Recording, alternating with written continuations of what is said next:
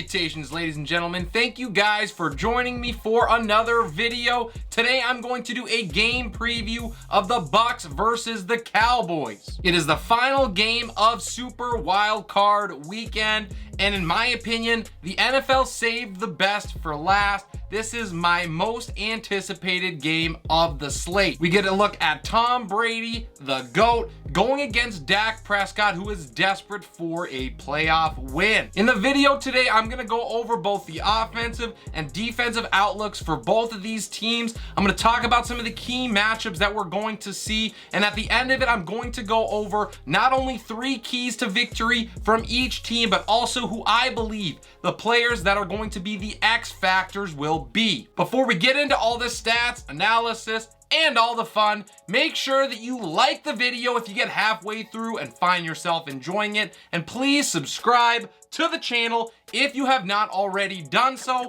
Relentless Press is well on our way to our first 1,000 subscribers. You can be a part of that by clicking that button if you have not already. I would greatly appreciate it. To all of my current subscribers out there, I cannot thank you guys enough for your support. I love all of the engagement that I have got over this last year. Let's keep moving forward together. Make sure you check out all of my shorts. I have them both on YouTube as well as on TikTok. That's at Relentless Press. If you look for me there, ton of great content that I am putting out each and every week. I'm doing 5 to 10 videos every week, guys. So if you subscribe, you will make sure you don't miss anything. Now that that's done, let's hop into this Relentless Rundown.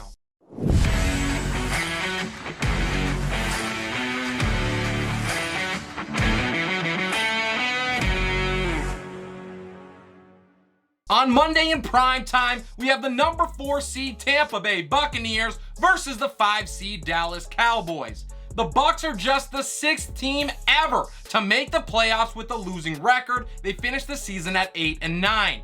Tom Brady is 7-0 against Dallas in his career, and Tampa Bay beat Dallas 19-3 in the season opener. Dak Prescott injured his hand in that game. Lenny Fournette rushed for 127 yards on 21 carries. The Cowboys come in winners of 6 of their last 8, including big wins against Philly, Minnesota, and the Giants, while the Bucs have won just 2 of their last 5 games. This should be a completely different game from the first matchup, mostly because we get to presumably see a fully healthy Prescott for 4 quarters. Dak has been decent this season after returning in week 7, but he's struggled with picks, throwing at least 1 in 10 of his 12 appearances.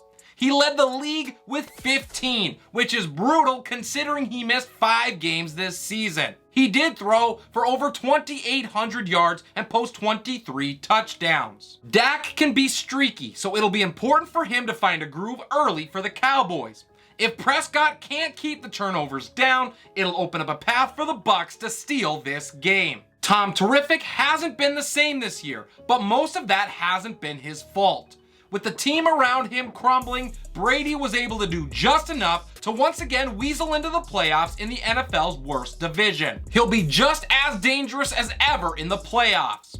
TB12 threw for nearly 4,700 yards behind the league's second best passing offense, but a lot of that was due to volume. Tampa's 751 attempts were 40 more than the number 2 team and 100 more than Kansas City threw. It's likely the weight of this matchup rests on his arm, as it has for the entire season. He'll take all the help he can get from an excellent wide receiver core. Mike Evans and Chris Godwin are still one of the best duos in the NFL, and even through bumps and bruises, they did not disappoint. Evans' big play abilities were held down much of the year due to a sorry offensive line, but he still racked up over 1,100 yards with 6 tutties, averaging almost 15 yards a catch. He's one of the best red zone threats in the league with his size and leaping ability to win in contested catch situations. Chris Godwin complements him perfectly. After taking a bit to find his groove while recovering from last season's ACL injury,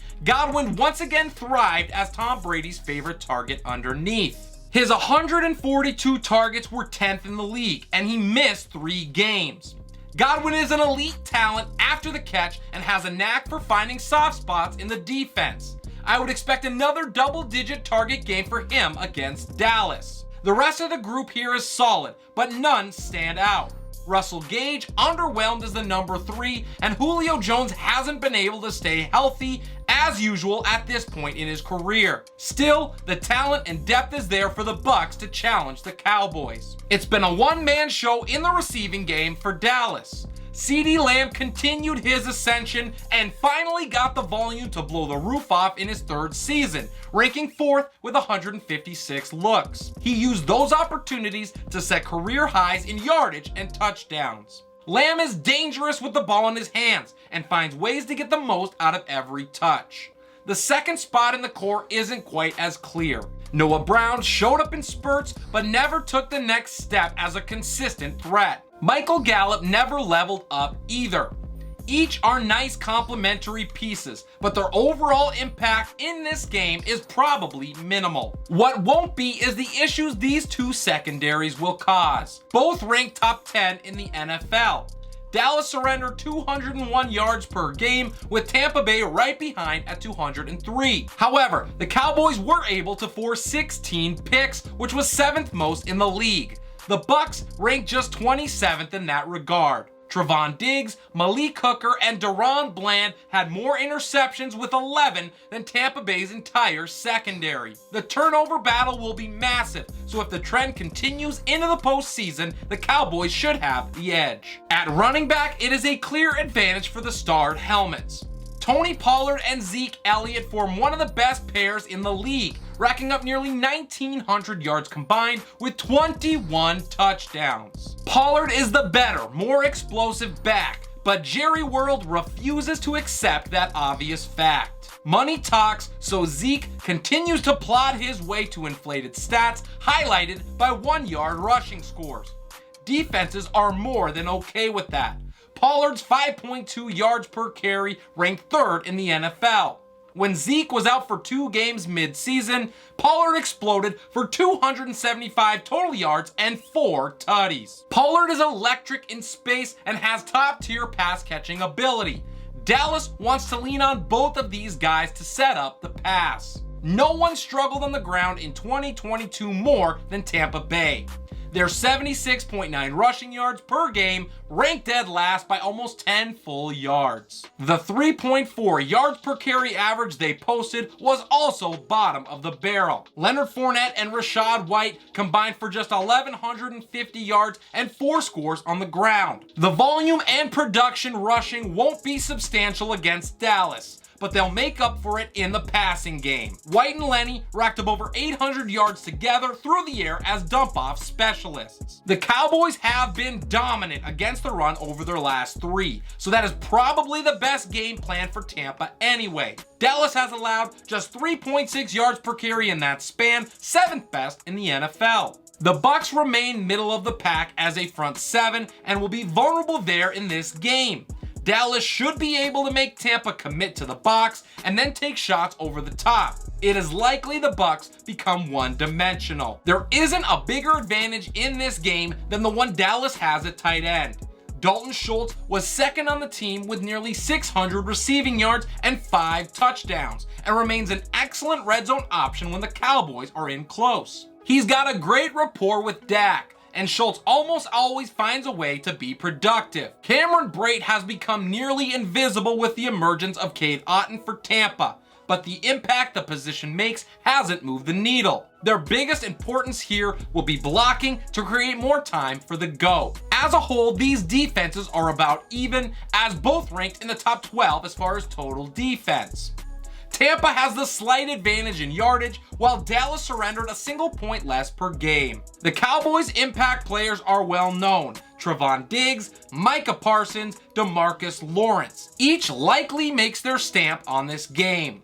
It'll be up to Vita Vea, Levante David, and Devin White, to name a few, to do the same for the Bucs. As far as my X factors for this game, for Tampa Bay, it is Tom Brady. Who else could it be? The GOAT is undermanned, but that does not mean that he lacks the ability to find a way to get it done.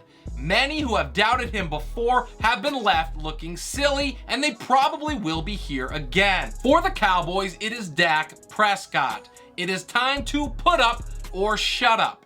Dallas should win this game, and they will if he can avoid big mistakes and let the game come to him. As far as my keys to victory, for the Bucs, the number one thing that they must do is stop the run. They cannot let Tony Pollard and Zeke Elliott get going. If they get Dak out of his comfort zone, that will go a long way for them as well. And finally, they must protect Tom Brady. If they give him time, he can carve up any defense. For the Cowboys, number one is to remain balanced on offense. The Cowboys are at their best when they are using the run to set up the pass.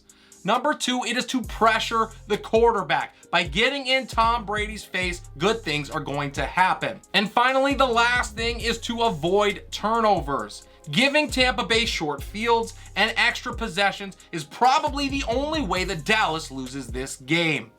That is everything I got for you guys for the video. Really hope you enjoyed the content and the preview. Let me know if you have any questions, any comments. What are you most looking forward to in this game? I absolutely love the engagement. Please like the video if you enjoyed the content and subscribe to the channel to ensure you do not miss a thing. As I said before, I have a ton of great content coming out almost every day. 5 videos plus a week that is going to continue well after the NFL playoffs are through. This is Relentless Press. I'm your host, Abraham Opatz, and I will see you next time.